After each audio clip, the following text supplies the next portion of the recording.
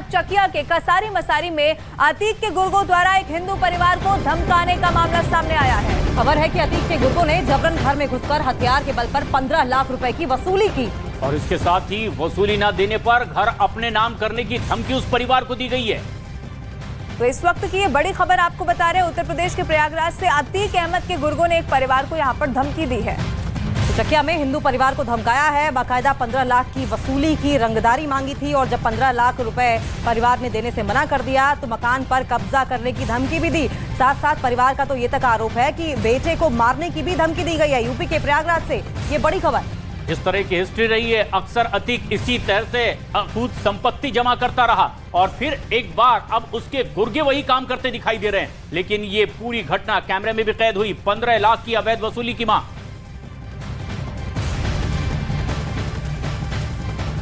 आपको धमकी दी जा रही है और कितना डरे हुए हैं आप?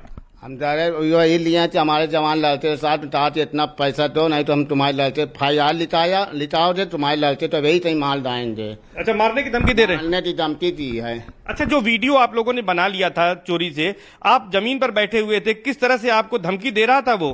धमकी दे रहा था, हमने तहतीर लिया, हमने हाथ जोड़ा, पैर नहीं पाए। हमारे साथ ना तो हम गरीब आदमी तमाने खाने वाले आदमी हैं। उन्होंने एक नहीं तो नहीं थे लुंडी झरिया के चल दिया बाहर। FIR लिटाई तुमने तो हम लड़के तुम्हारे माल डालेंगे। अच्छा, पिस्टल भी लिए थे? पिस्टल लिए ना, छोचे रहे हमारे वाइफ के ताए लगे। कहा था असली बाप के औलाद हो तो जल अपन लिटाए आओ। अच्छा, आशा जी आपसे जानेंगे कि जब यहाँ पर आए थे और किस तरह से अतीक अहमद का नाम ले रहे थे, कौन कौन लोग आ रहे थे, किस तरह से धमका रहे थे? वो अकेले उसी ने धमकाया। जो दो लोग बैठे थे वो हमारे पक्ष में बोल रहे थे, पर उसका बात वो नहीं माना है। कौन धमका रहा था? वो इकराम धमका रहा था। क्या कह रहा था? कहते अगर FIR तुम लिखाओगे असली बाप की हो तो तुम्हारे बेटों को हमने मार देंगे, तुम्हारे परिवार को जिंदा नहीं छोड़ेंगे।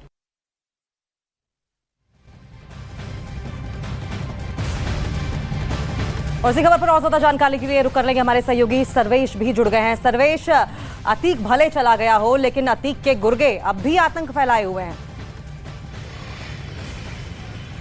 देखिए, निश्चित तौर पर माफिया अतीक अहमद और अशरफ की 15 अप्रैल को पुलिस कस्टडी में हत्या हो चुकी है, लेकिन उसके बावजूद अतीक अहमद के जो गुर्गे हैं उनका आतंक कम नहीं हो रहा है। पुलिस लगातार कार्रवाई कर रही है, लेकिन इस तरह से अतीक अहमद के गुर्गों के हौसले हैं कि वो लगातार लोगों को धमका रहे हैं। और कसारी मसारी इलाका जहां पर अतीक अहमद का पुश्तैनी घर हुआ करता था, उसी से चंद कदमों की दूरी पर राकेश कुमार वैश्य का मकान है और वहां पर अकेला हिंदू परिवार रहता है। और सन 1964 से यह परिवार रह रहा है। एक छोटा सा मकान है, 409 वर्ग गज का मकान है, जिसकी कीमत 80 से 1 लाख से 1 करोड़ है और 2 भाइयों का परिवार वहां पर रहता है।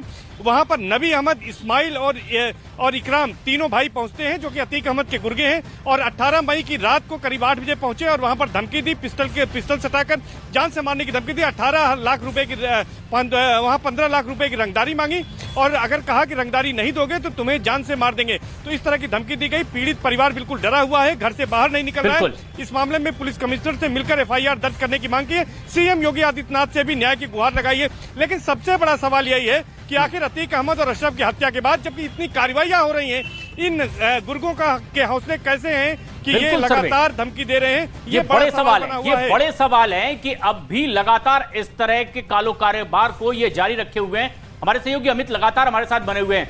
अमित, अब जिस तरह से शिनाख्त इन लोगों की है, पीड़ित परिवार ने इसका वीडियो भी बनाया है, क्या नामजद हो चुके हैं ये सारे लोग? किस तरह की कार्रवाई की बात अब कही जा रही है?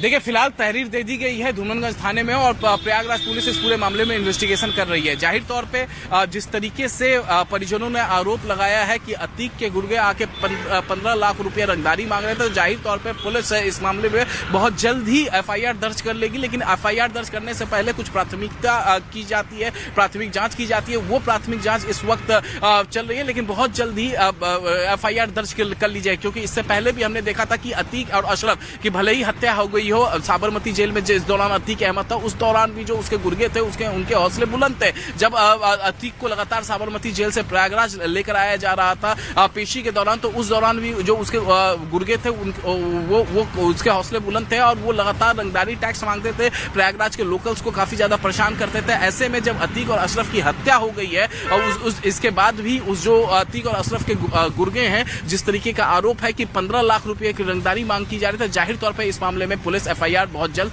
दर्ज कर लेगी। जी ठीक है, सर्वेश भी हमारे साथ है। सर्वेश, अतीक, अशरफ या फिर बाकी अगर लोगों की बात की जाए तो क्या हश्र उनका हुआ है उत्तर प्रदेश में ही? ये तो पूरे देश ने देख लिया, लेकिन उसके बावजूद अभी भी वो गुर्गे जिनमें कानून का खौफ तो बिल्कुल भी नजर नहीं आ रहा है, वो अशरफ और अतीक के इस दुनिया से चले जाने के बाद भी जो इतिहास अतीक अशरफ का रहा वही दोहराते हुए यहाँ पर एक बार फिर से दिख रहे हैं। देखिए, मैं आपको बता दूं कि mafia Atiq Ahmed IS 227 gang का सरगना था और उसके गैंग में कभी 160 से ज्यादा मेंबर हुआ करते थे, लेकिन मौजूदा समय में प्रयागराज पुलिस ने जो सूची जारी की थी उसके मुताबिक करीब 132 सदस्य थे। उसमें से कुछ सदस्यों की मौत भी हो गई है, अतीक अहमद अशरफ की मौत हो गई है, लेकिन सबसे बड़ी बात है उसके गैंग के जो सदस्य थे उसमें से तमाम सदस्य ऐसे हैं जो अब माफिया बनने की सोच रहे हैं। अतीक अहमद के न रहने के बाद वो चाहते हैं कि इस साम्राज्य को वो आगे बढ़ाएं। ये उसी की जद्दोजहद, उसी की जंग समझ में आती है मुझे कि नबी अहमद और ये जो भाई हैं तीनों, इस्माइल और ये इकराम, ये इसीलिए जो है हिंदू परिवार को वहां पर धमका रहे हैं, डरा रहे हैं और उसका मकान जबरन खाली करा रहे हैं, 15 लाख की रंगदारी मांग रहे हैं ताकि एक तरह से उनका वर्चस्व हो जाए। और ये कहा जा रहा है कि नबी अहमद सट्टा भी खिलाता है, यानी कि पुलिस को इस तमाम चीजों की जानकारी है और उसके बावजूद कार्रवाई नहीं हो रही।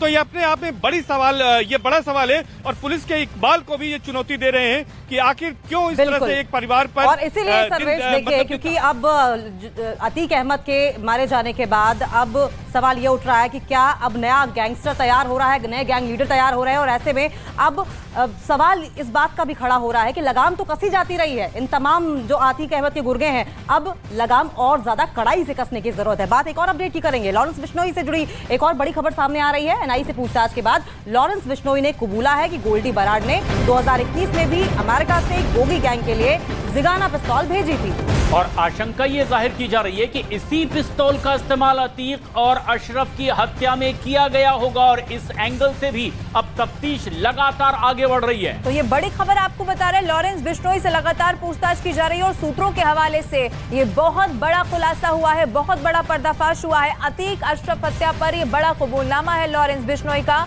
आनंद ज्यादा जानकारी के साथ हमारे साथ लाइव जुड़े हुए हैं। आनंद, अब क्या और इसको लेकर सामने आ रहा है, इन्वेस्टिगेशन अब किस तरीके से आगे बढ़ रही है? क्योंकि जिगाना पिस्तौल का जैसे ही नाम सामने आया था तब लॉरेंस बिश्नोई और ये सारे कनेक्शंस भी देखे गए थे।